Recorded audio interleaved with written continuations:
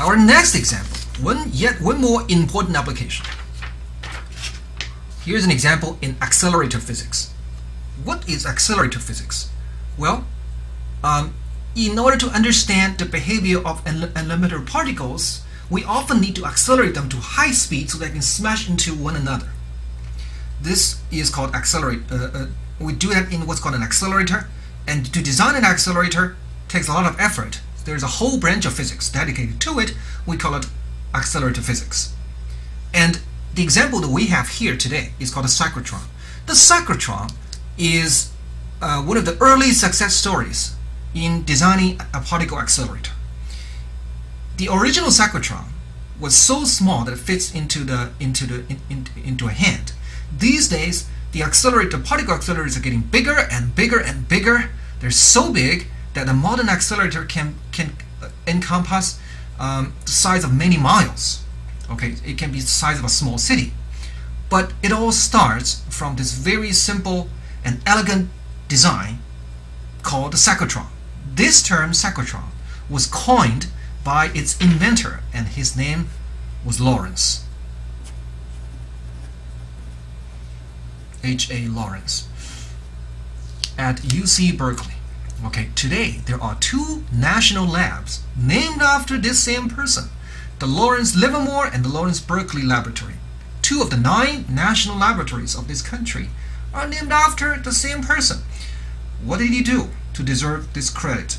Well, he won a Nobel Prize in Physics for the design of cyclotron, which was the term he coined for this device that he invented.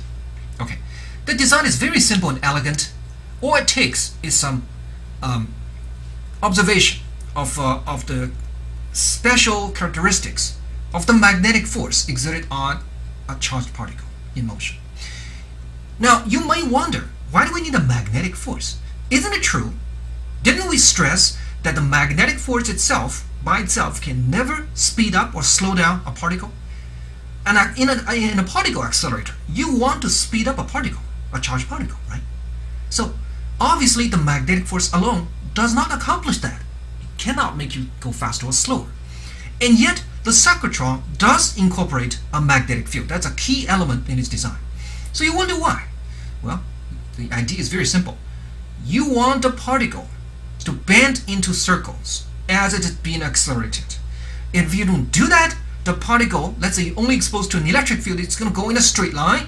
And since you want the particle to travel at very high speeds, right, to accelerate the particle to a very high speed, you can imagine the particle would travel great distance before being accelerated to that speed, and the size of the accelerator could get out of hand. You could talk about miles or even hundreds of miles, and that is not practical.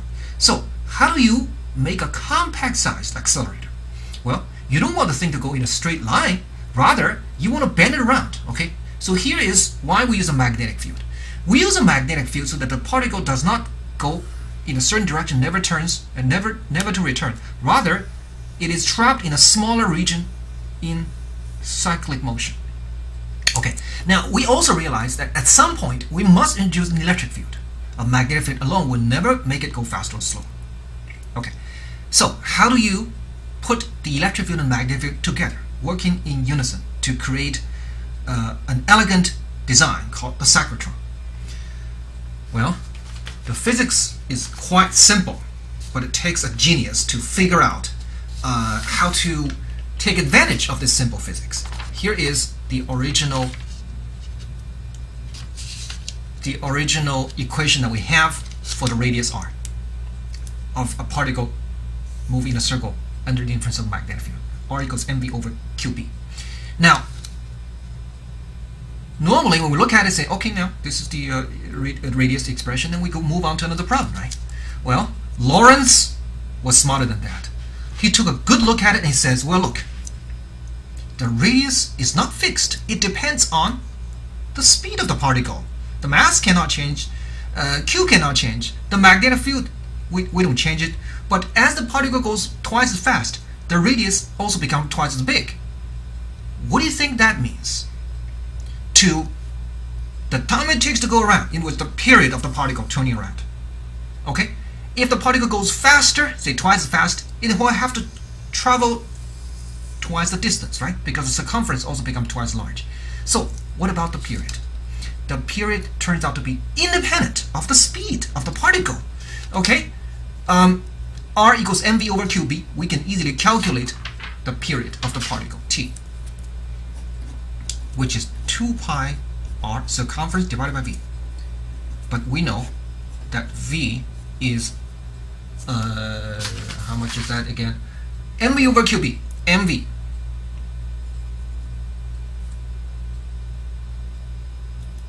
okay, I'm sorry,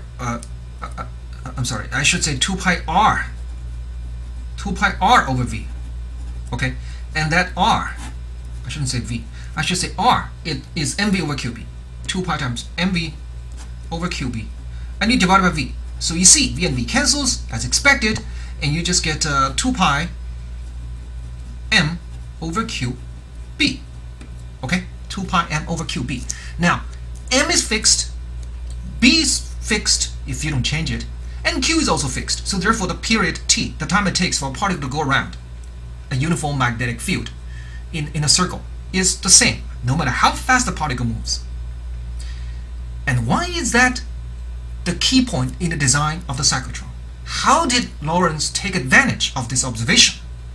Well, he says, look, I'm going to expose the charged particles to a magnetic field. Okay, so you have a magnetic field like this.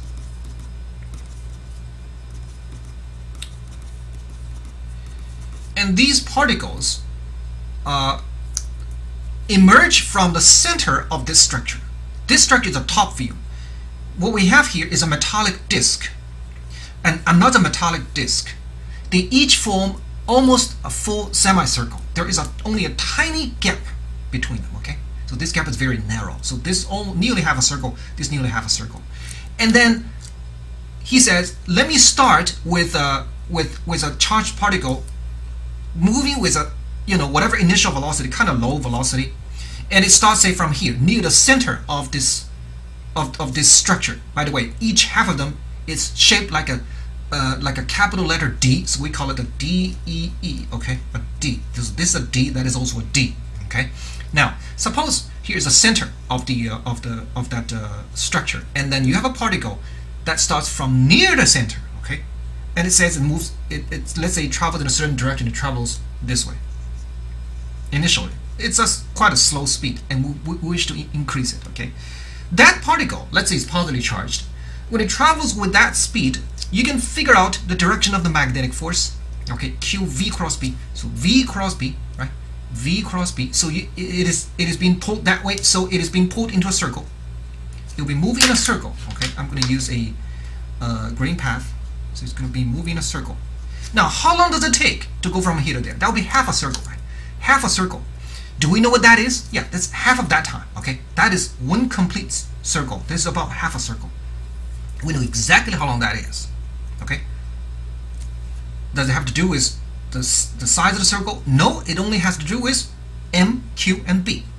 So let's say 1 millisecond. Okay, numerical. Let's say it takes 1 millisecond to go from here to there. By the time it reaches here, it's going to go through the air gap, and it's going to get into the second D. Now, if you don't do anything, it's just going to go enter the second D and find an exact same circular path, same radius. And it just keep on going. It will not be moving any faster than before. Okay? But we wanted to go faster. So what do? Well, this is where the next important step of the design comes in. This is the metallic shell, also metallic shell. So Lorentz designed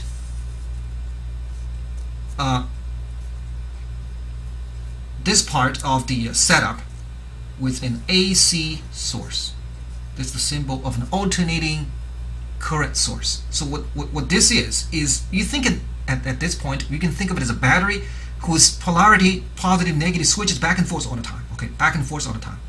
Now, assuming this is a positive charged particle, as it reaches this point, it's about to enter the air gap. This air gap, one side of it belongs to this D, the other side belongs to that D. So one side of it is exposed to one terminal of this EMF, the other is exposed to the other terminal. In order to accelerate this particle from here to there, make it go faster, let's introduce an electric field. this guy's positively charged, this guy's negatively charged. I'm sorry, the particle is positively charged. So how do you accelerate this particle? Well, we would want a negative potential and a positive potential, right? So lower potential, higher potential. So as a result, the particle will be accelerated across the air gap, okay, across the air gap. And once it gets accelerated, it's going to go into a bigger circle. Look, it's because R equals mv over qb. M doesn't change, q doesn't change, b doesn't change. But as v gets greater, R is also greater. So it's going to get into a bigger circle. It's going to go like this. Okay, how long does it take, however, to complete this bigger half circle? Well, that time is still 1 millisecond, right? Because t does not depend on how fast the particle moves. It doesn't depend on the radius. It only depends on m, q, and b, which did not change. So 1 millisecond later, it's going to reach here, and this time, if you don't do anything, it will just keep on going in the same bigger circle. But again, we want to accelerate it. We don't want to pass down that opportunity. So it's a positive particle. We want to go from here to there, being accelerated. So what do you want to do now? You want a positive potential here and negative potential there. So you want to reverse the polarity. So this time it's positive and negative. So with that, it's going to go faster as it goes across the region and get in even a bigger circle. A millisecond later, this process repeats itself. We reverse the polarity, it accelerated the particle so it gets into even a bigger circle. And another millisecond later, it gets into even a bigger circle as the polarity switches, and even a bigger circle, and so on, until this D can no longer contain it and it gets out with the final speed. Okay, why was this design so successful? It was because of the simplicity in the design. You see, it takes a millisecond for the particle to move half a circle, regardless of how fast it's moving, regardless of its radius. And all you have to do is to make sure you reverse the polarity. You reverse the polarity of this EMF every millisecond. Okay, so every millisecond flip back and forth, back and forth, back and forth. So that would in this particular numerical example would correspond to 1,000 hertz. Okay, 1,000 hertz means you reverse it every 1 millisecond. But you can even simplify the design further by just designing it in such a way that you can plug this thing. This is just your household outlet. Just plug in directly into the power supply, which gives you 60 hertz. Okay, of course it's going to switch back and forth 60 times a second, because that's what we get from the power grid, existing power grid. And all you have to do really is to expose it to a magnetic field, a particular value of the magnetic field, such that T is 1/60th of a second. Okay? So you see, by designing this with an appropriate magnetic field, we can simply use the regular power supply using the existing power grid, and it will be synchronized so that every time the particle travels half a circle, the polarity will be just right so that it can accelerate across the gap and get into a bigger circle, and then even bigger circle, and even bigger circle, and so on. And you may wonder, what kind of electric field should I use? Okay, what kind of potential difference should I use? Well, in fact, every time it goes through the gap, it will be accelerated. Its energy is going to increase by Q times delta V being the potential difference. And if delta V is quite small, then you can imagine the speed doesn't change by much, right? It will increase a little bit, but not by much. So therefore, the radius will not increase by a lot. So it's going to take many turns before the radius grows enough so that it comes out.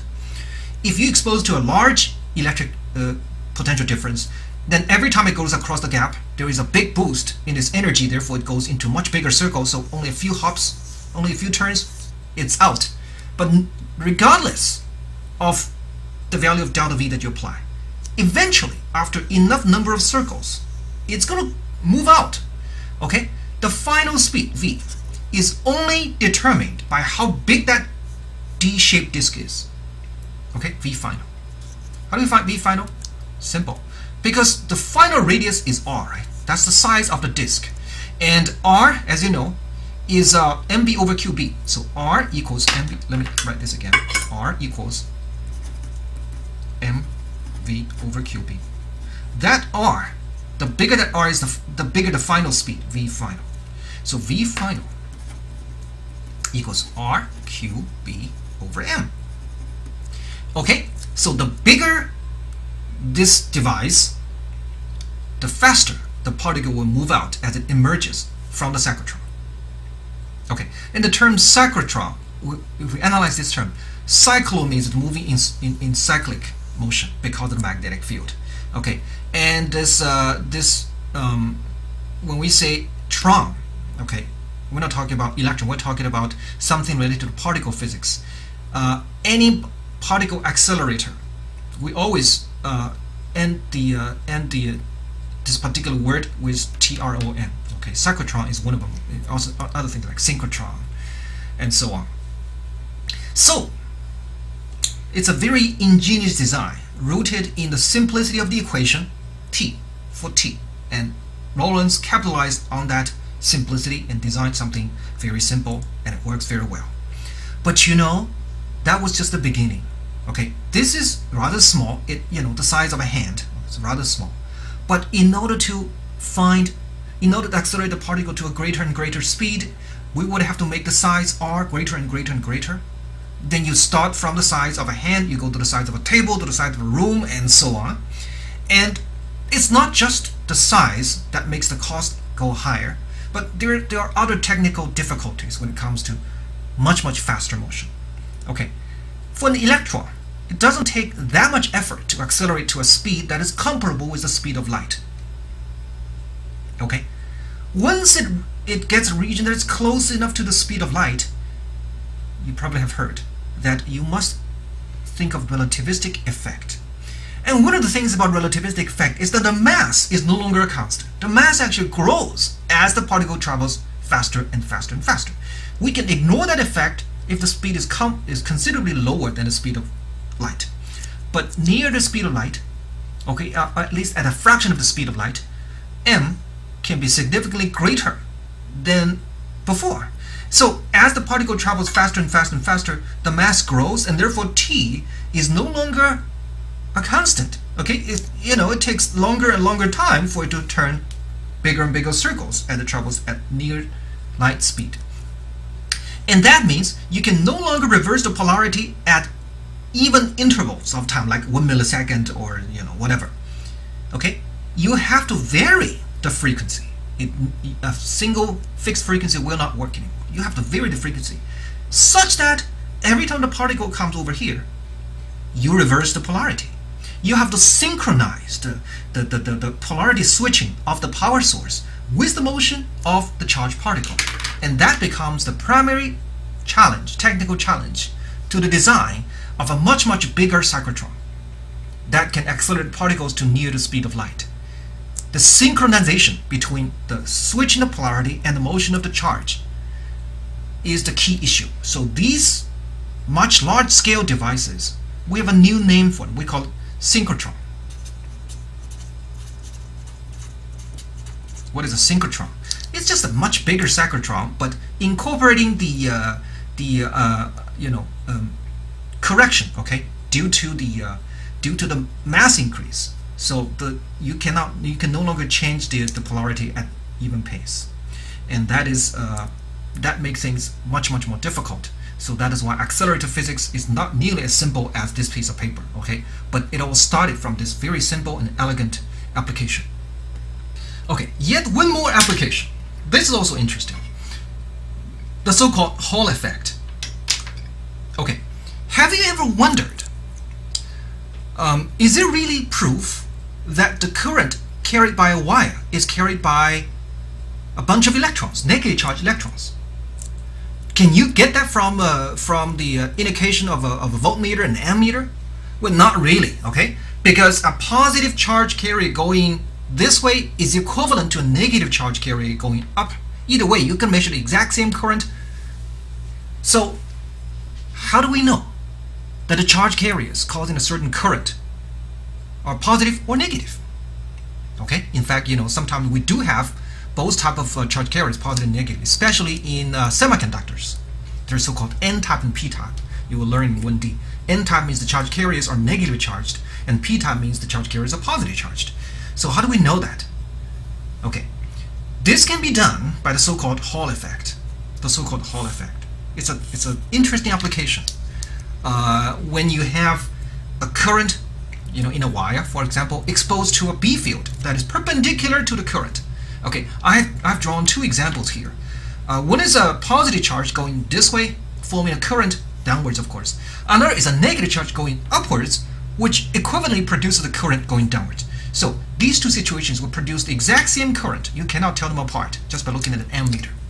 But as you expose both of these cases, both of these currents, to a magnetic field into the paper, perpendicular to these currents, let's see what happens. Okay, a charged particle in motion will be subject to a magnetic force.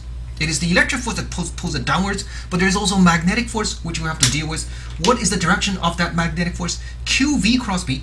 Okay, Q is positive here. V cross B. So V is downwards. Okay, V is like this. So V cross B, right? V cross B. So you get a force pointing this way. So the magnetic force is this way. Okay. As a result, the particle will not only travel downwards, right? It's going to go sideways because of its magnetic pole. As a result, you have positive charges drifting this way, not just along the direction of the current, and that causes a layer of positive charge to be deposited on that side of the conductor. And as a result, the other side will have a depletion of positive charge, so will be negative charged. All right, now imagine what happens if I put a voltmeter across the two sides of this wire. This voltmeter then is going to give me a reading. Right? It's going to be a reading. It will say here, I have a positive, negative there. It will tell me that this side has a higher potential than that side. We call it the Hall potential. Okay, VH, a Hall potential. It is higher on this side, lower on that side. All right. Now let's switch to that case. This time we have the same current pointing downwards, but it's caused by negatively charged particles flowing upwards. What kind of magnetic force will negative charge experience? Okay, if you go V cross B, you get a force like that, but don't forget Q itself is negative, so the actual force is not this way, but that way. Just like this case, okay, the magnetic force is also pointing to the right. Right? And that means the negative charge particles will now start to drift to the right, just like the positive charge drifting to the right. But that would mean that on this side of the conductor, you're going to have a layer of negative charges due to the drifting, and on the opposite side, you have a layer of positive charges. So now what happens if you connect these two ends to a voltmeter? This same voltmeter will tell you, okay, now you have a negative side here and a positive side there. This is the higher potential side, that is the lower potential side. Take a look at these. You see, the polarity is just the opposite. See that? So you can tell by the reading of the voltmeter, okay, whether it's positive charge doing the conduction or negative charge doing the conduction. That is an interesting application of the so-called Hall effect. The actual Hall effect is far more complicated than that, and there is a modern version called the quantum Hall effect, which is very important in many applications in modern electronics. But this is just a schematic idea of how of Hall effect. Basically, expose a current to a cross magnetic field and see what happens.